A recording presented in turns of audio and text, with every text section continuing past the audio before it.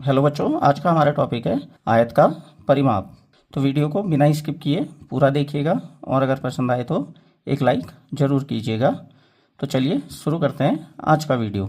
आयत का परिमाप। तो इसकी परिभाषा है, आयत की चारों भुजाओं का योगफल उसका परिमाप कहलाता है।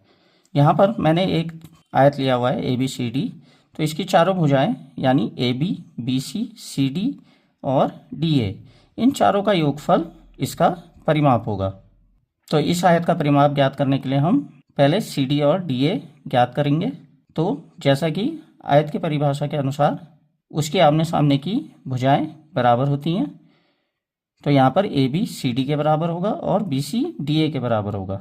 मीन्स AB अगर 10 सेंटीमीटर है तो CD भी 10 सेंटीमीटर होगा, और ऐसे ही BC अगर 6 सेंटीमीटर है तो DA भी 6 सेंटीमीटर होगा।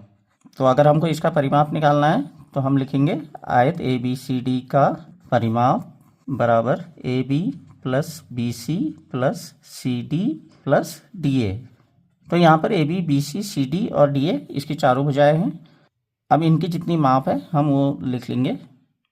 तो AB दिया हुआ है हमको 10 सेंटीमीटर, उसके बाद है BC दिया हुआ है हमको 6 सेंटीमीटर प्लस CD दिया हुआ है हमको 10 सेंटीमीटर और DA है 6 सेंटीमीटर। अब इन सभी को हम जोड़ लेंगे।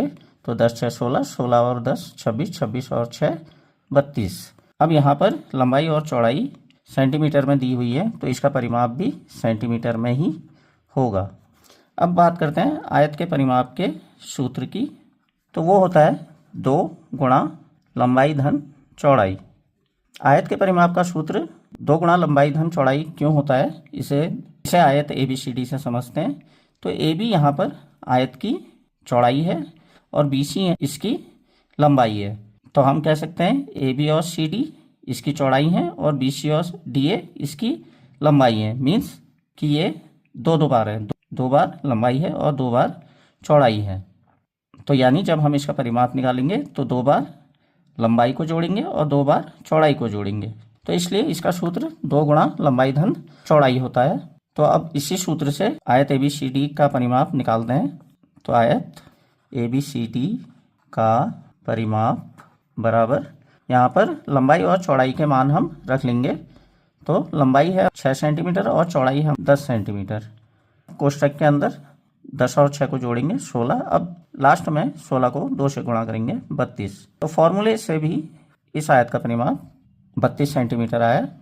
अतः हम आयत का परिमाप 2 तरीकों से ज्ञात कर सकते हैं। एक तो सीधे सीधे भुजाओं को जोड़कर और दूसरा सूत्र से। तो आयत के परिमाप से संबंधित सवालों को हम इन्हीं 2 तरीकों से हल करते हैं। परिमाप निकालते वक्त हमने इकाई का ध्यान रखना होता है। अगर लंबाई चौड़ाई या भुजाओं की लंबाई हमको सेंटीमीटर में दी है तो परिमाप भी सेंटीमीटर में होगा, और यदि लंबाई चौड़ाई मीटर में दी हुई है तो परिमाप भी मीटर में होगा। तो आज के वीडियो में बस इतना ही। वीडियो आपको कैसा लगा कमेंट बॉक्स में ज़रूर कमेंट करिएगा।